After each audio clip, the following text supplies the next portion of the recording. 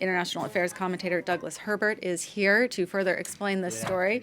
And I will say we are awaiting Erdogan and Ministro's press conference, which should be coming up shortly. But in the meantime, help us understand what's been holding up Finland and Sweden's membership here. Yeah, well, to understand it, first of all, we shouldn't even be here. We shouldn't even be talking about this. It shouldn't even be a thing. It shouldn't be an issue. Why is it a thing? Why is it an issue?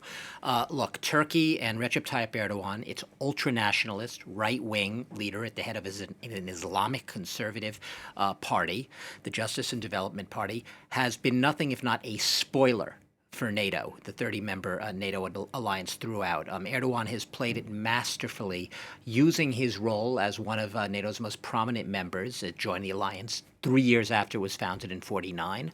It has the alliance's second largest army. It's strategically located. It can't be ignored, and Erdogan knows that. So he has used it to political advantage. We are in a political context now in Turkey, where next month we are going to be having, a couple of months from now, presidential elections on May 14th, big presidential elections. So he is playing right now to his base in Turkey with this issue. And what is the issue? Well, as you know, Sweden and Finland broke with decades of non-alignment, post-war non-alignment policy after Russia's invasion of Ukraine. It was a historic move. It was a watershed. We talked all about it at the time. And they were supposed to march in lockstep towards their membership of NATO, saying they wanted to join NATO, stop this neutrality. What's happened since? Well, now Erdogan, playing the spoiler again, is sort of breaking them up. Less inclined to let Sweden in right now. Sweden's going to be pushed down the road because, remember, you need unanimous consent from all the NATO members. All have accepted the applications, but only 28 have ratified the bids in their parliaments, Turkey and Hungary being the big exceptions here.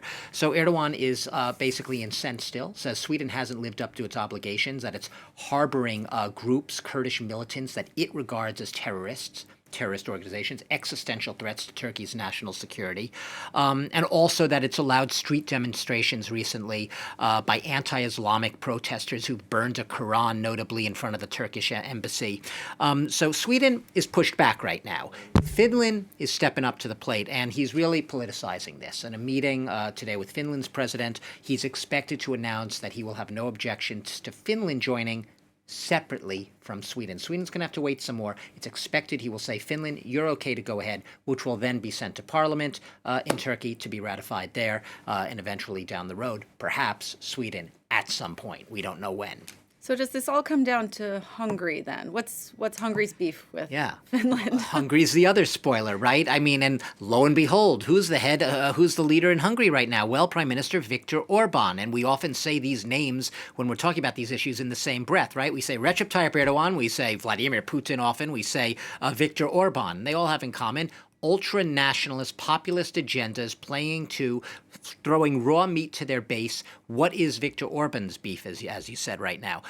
Basically, the reason his parliament is one of the two, including Hungary's, that is yet to ratify either Sweden or Finland's NATO accession bid is because of the ongoing, I'm putting it mildly, European negotiations over Europe, the EU's objections with Hungary's lack of adherence, if you will, to the rule of law clauses of European Union membership, i.e., from an EU perspective, Hungary has been playing fast and loose with a law-based state and with democratic values and institutions that Europe holds dear. Hungary's having none of it, so it is wielding this completely unrelated issue, right? It's wielding these negotiations over local objections that the EU has with Viktor Orban's agenda and the way he has dealt with rule of law issues in order to, obviously it's not going to explicitly say this, in order to thwart as well the accession bids of Sweden and Finland. So Hungary and Turkey marching in lockstep, not for the same reasons, but very effectively so far playing the role of spoilers. Ultimately, they are expected to bend, but you can argue also that they are using this to great effect, and it is serving as leverage. Politician's going to politic, right, Yeah, Doug? absolutely.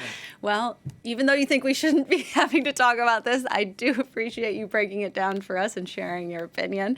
Douglas Herbert, International Affairs Commentator, thanks so much.